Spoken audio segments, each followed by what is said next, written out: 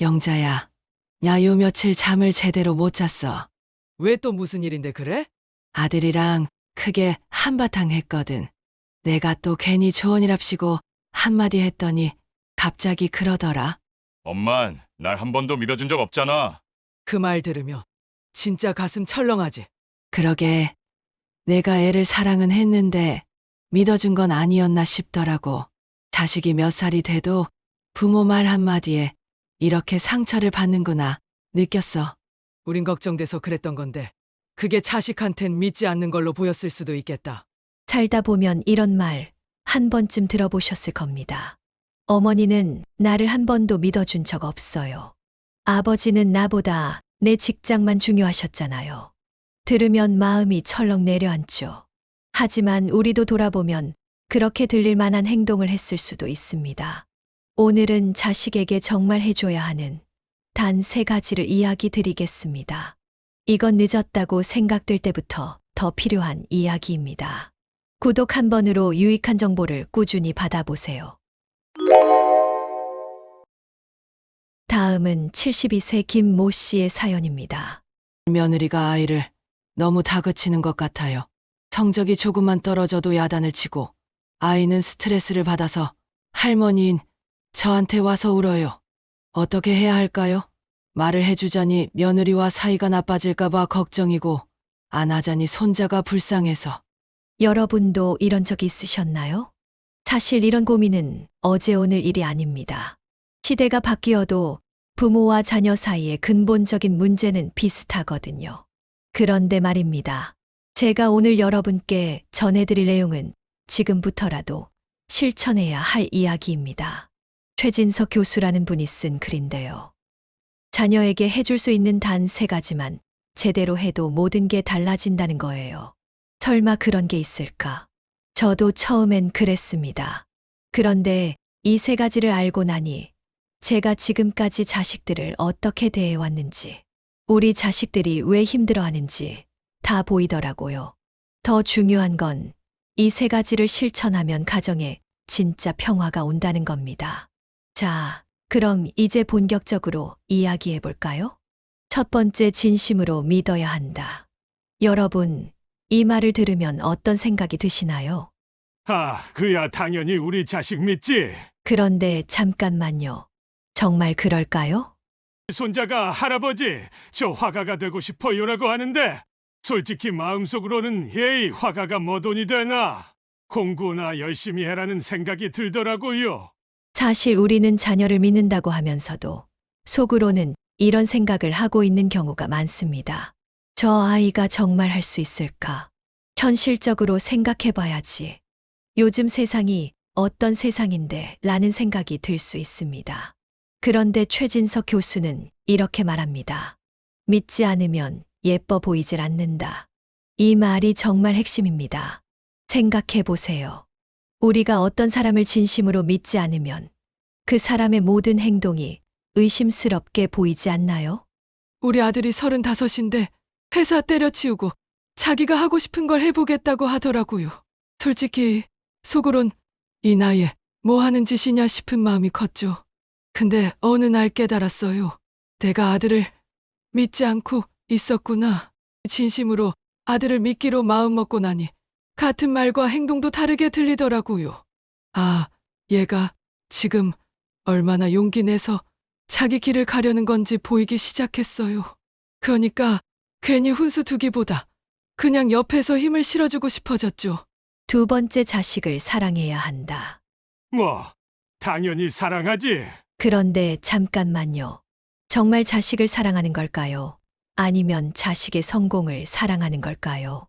이 부분이 정말 뼈아픈 지적입니다. 우리 딸이 30 후반인데 요즘 하는 일도 좀 불안정하고 결혼 생각도 없대요. 솔직히 속으론 도대체 언제 사람 구실하나 싶고 잘 나가면 괜히 자랑하고 싶고 또 힘들어 보이면 속상하고 실망도 했죠. 그런데 어느 날 이 글을 읽고 나니까 내가 딸을 사랑한 게 아니라 딸이 보여주는 모양을 사랑했구나 싶더라고요. 괜찮아 보여야 흐뭇하고 내 기대에 못 미치면 한숨부터 나왔던 거예요. 여러분, 이게 두 번째 진실입니다. 자식을 사랑한다고 하면서 사실은 자식의 결과물, 즉 성공이든 외모든 사회적 지위든 그걸 더 사랑하고 있었던 건 아닐까요? 있는 그대로의 자식을 사랑하지 않으면 결국 자식도 나도 힘들어집니다. 사실 우리는 모르는 사이에 이런 실수를 하고 있었습니다. 결혼 못하고 있는 딸이 괜히 인생을 실패한 것 같고, 아들이 안정된 직장에 다닌다거나 승진을 했다는 소식엔 관심이 더 커지고, 반대로 일이 풀리지 않거나 힘들어한다는 얘기를 들으면 걱정과 실망이 먼저 앞서는 건 아닐까요? 그런데 최진석 교수는 이렇게 말합니다. 자식이 아닌 자식의 성공이나 출세를 사랑해선 안 된다. 진짜 사랑은 조건이 없는 거예요. 직장이 좋든 나쁘든 성공했든 실패했든 그 자체로 소중한 존재라는 걸 느끼게 해주는 거죠. 손자가 대학 입시에 실패했을 때 처음엔 정말 실망했어요. 그런데 며칠 후에 손자가 저한테 이런 말을 하더라고요. 할아버지, 저 때문에 실망하셨죠? 그 순간 정말 마음이 아팠어요. 내가 이 아이를 조건부로 사랑한다고 느끼게 했구나. 그날 이후로 손자에게 이렇게 말했어요. 할아버지는 네가 어떤 모습이든 사랑한다. 네가 있는 것만으로도 할아버지는 행복하다. 그랬더니 아이가 오히려 더 밝아지더라고요. 여러분, 이게 바로 진짜 사랑입니다. 그럼 이제 세 번째, 마지막으로 가장 어려운 부분을 살펴볼까요? 세 번째, 기다려줘야 한다. 아, 이 부분이 정말 어려워요. 여러분도 그렇게 느끼시죠? 우리 아들이 30 중반인데 남들은 못 들어가서 안달난 대기업을 다니다가 갑자기 퇴사하고 창업을 하겠다는 거예요. 처음엔 그냥 하는 말인 줄 알았는데 진심이더라고요. 속으로는 애가 지금 철이 없나? 이 나이에 도전을 한다고? 싶었죠. 그런데요, 아무리 걱정돼도 결국은 자기가 겪어봐야 알겠더라고요. 내가 자꾸 조언이랍시고 말하면 오히려 더 멀어지는 느낌이 들었어요. 그래서 요즘은 조용히 지켜보려고 해요. 지금은 기다려주는 게 얘가 할 수 있는 최선이라는 걸 알겠더라고요. 최진석 교수는 이렇게 말합니다. 간혹 실패하더라도 기다려줘야 한다. 실패를 통하지 않고는 배울 기회가 그리 많지 않다. 여러분, 이 말을 들으면 어떤 생각이 드시나요?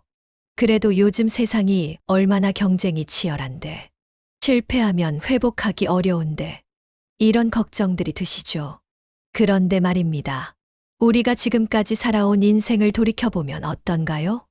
저도 젊었을 때 사업에 실패한 적이 있어요. 그때는 정말 절망적이었죠. 그런데 지금 생각해보니 그 실패 덕분에 더 단단해진 것 같아요. 사람을 보는 눈도 생기고 진짜 소중한 게 뭔지도 알게 되고. 위 어르신의 이야기처럼 실패는 때로는 가장 큰 스승이 되기도 합니다. 그런데 여기서 중요한 건 무작정 기다리는 게 아니라는 거예요. 눈앞의 작은 실패들도 허용하지 않는다면 커다란 학습장을 잃게 된다. 이 말이 핵심입니다. 작은 실패를 통해 배울 수 있는 기회를 주지 않으면 나중에 더 큰 실패를 하게 될 수도 있다는 거죠. 손자가 중학교 때 성적이 떨어져서 며느리가 학원을 더 보내려고 했어요. 그런데 제가 잠깐만 이 아이가 왜 성적이 떨어졌는지 먼저 대화해보자고 했죠. 알고 보니 친구 관계 때문에 고민이 있었더라고요. 그 문제를 해결하니까 성적도 자연스럽게 올라갔어요. 급하게 해결책을 찾기보다는 기다리며 근본적인 원인을 찾은 거죠. 여러분, 이제 이 세 가지를 정리해보면, 첫째, 진심으로 믿어야 한다. 믿지 않으면 예뻐 보이지 않는다. 둘째, 자식을 사랑해야 한다. 성적이나 성공이 아닌 그 자체를 사랑해야 한다. 셋째, 기다려줘야 한다. 작은 실패를 통해 배울 기회를 주어야 한다. 그리고 마지막으로 최진석 교수는 이렇게 말합니다. 믿고 사랑하고 기다리기. 여기서 가정의 행복이 나오고 창조적 성취가 이루어진다. 여러분, 어떠세요? 이 세 가지가 정말 간단해 보이지만 실제로는 얼마나 어려운지 느끼셨을 거예요. 우리가 이 세 가지를 실천하기 어려운 이유가 뭘까요? 우리 때는 워낙 어려운 시절이었으니까 자식들이 성공하기만 하면 된다고 생각했죠. 그런데 지금은 시대가 다르잖아요. 성공의 기준도 달라졌고, 우리가 자라온 시대와 지금은 많이 다르죠. 우리는 생존이 가장 중요한 시대를 살았습니다. 그러니까 자식들이 안전하고 성공적인 길을 걷기를 바라는 게 당연했어요. 하지만 지금은 행복이 더 중요한 시대입니다. 성공했는데 불행한 사람들을 너무 많이 봤거든요. 그래서 이 세 가지가 더욱 중요한 거예요. 믿고 사랑하고 기다려주는 것. 이것이 진짜 우리 자녀들과 손자들에게 줄 수 있는 가장 큰 선물입니다. 실제로 실천하는 방법들을 알려드릴게요. 첫째, 진심으로 믿기. 자식이나 손자가 꿈을 이야기할 때 그래, 네가 하고 싶은 거라면 할 수 있을 거야 라고 말해보세요. 의심이 들 때는 이 아이만의 특별한 점이 뭘까를 생각해 보세요. 둘째, 자식 자체를 사랑하기. 성공이나 성과와 상관없이 내가 있어서 행복하다는 말을 해보세요. 셋째, 기다려주기.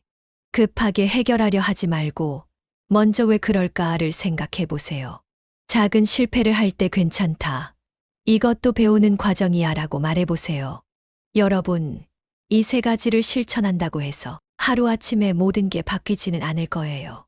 하지만 분명한 건 우리 가정의 분위기가 달라질 거라는 겁니다. 믿음이 있는 집은 따뜻하고, 사랑이 있는 집은 평화롭고, 기다림이 있는 집은 희망이 있거든요. 여러분, 오늘 이 영상을 보시면서 어떤 생각이 드셨나요? 혹시 내가 지금까지 잘못 생각하고 있었구나 하는 부분이 있었나요? 괜찮습니다. 지금이라도 바뀌면 되니까요. 믿고 사랑하고 기다려주기. 이 세 가지만 제대로 실천해도 우리 가정에는 진짜 행복이 찾아올 거예요. 댓글로 여러분의 경험담도 나눠주시면 더 많은 분들에게 도움이 될 것 같습니다. 특히 이 세 가지 중에서 어떤 것이 가장 어려우신지, 또 어떤 변화가 있었는지 궁금해요. 우리 모두 더 나은 부모, 더 지혜로운 조부모가 되어봐요. 다음에 또 좋은 이야기로 찾아뵐게요. 좋아요는 힘이 되고 구독은 인연이 됩니다. 끝까지 시청해주셔서 감사합니다.